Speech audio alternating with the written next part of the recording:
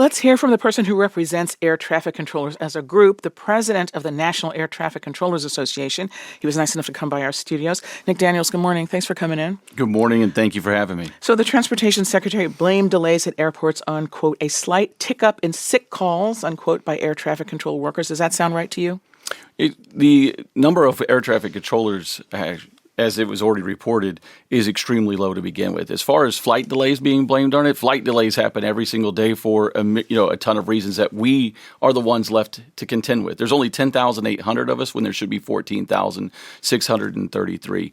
Only one or two sick calls on any given day puts us in a position to where we have to either restrict traffic, combine sectors and positions, and ultimately we have procedures to deal with this. So how many are calling in sick? Is it one or two a day? Yeah, it depends on the level of facility. We have some facilities that have 300 people inside of them. We have some facilities that have 10. Because we operate 313 different facilities. Is it organized? No, it's not organized in any way, shape, or form. I represent a proud group of professionals that show up to do their job each and every day. Anybody that went out and did something nefarious would be acting on their own, but not because of this union. To the point, though, air traffic controllers are deemed essential, which means they are expected to work without pay even during a shutdown. Briefly, just describe the conditions they're working under. What they're working under is one of the lowest morale times in history. They're going to work. They know they're short-staffed already. The pressure that's on top of them, they work with unreliable equipment, and all of those things add up to the stress and complexity of one of the most high-consequence jobs in the entire world. So, like earlier this week, right, the Hollywood Burbank Airport near Los Angeles operated with no air traffic controllers. Their counterparts in San Diego were managing air traffic. There were delays of like 2.5 hours, according to the FAA. How do you've done this job? So how do air traffic controllers keep people safe under those conditions? They've done it for 25 years, and our safety is number one. And we've seen this. That was not the first time Burbank has ever closed down.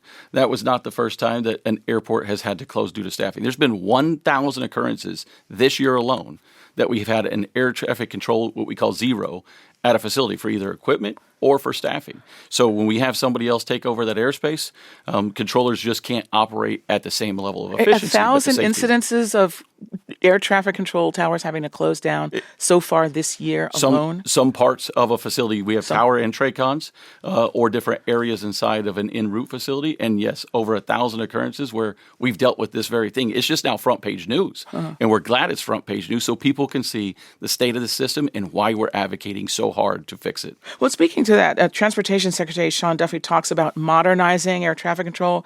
We've heard about archaic technology in the control tower. We're talking about floppy disks, if people even remember what that is. Paper. What happens to efforts to modernize when the government shuts down?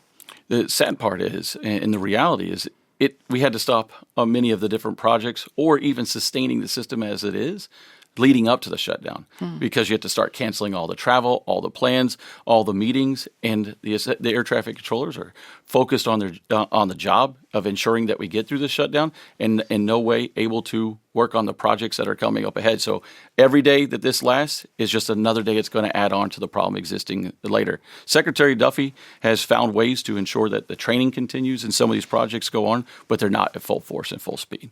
As we just heard from our reporter Joel Rose, during the 2019 shutdown, air traffic controllers called out sick, which caused disruptions at airports on the East Coast. I mean, obviously, just from our conversation, I'm sure there's some dispute about just how much of a factor that was in the delay. But that pressure is believed to have helped end the shutdown. Do you think the same thing could happen here again? The message that I've wanted to make extremely clear is air traffic controllers don't start a shutdown.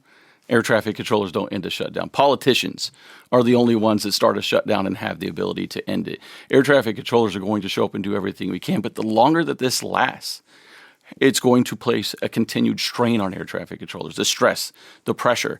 Air traffic controllers have to show up to save people's lives, and if they're not fit for that duty because they're worried about everything that's going on at home, putting food on the table, gas in the car, making sure their kids are looked after, that's something that we have to face, and it's something that's going to be real every single day that this continues, and they start seeing $0 paychecks on October 28th.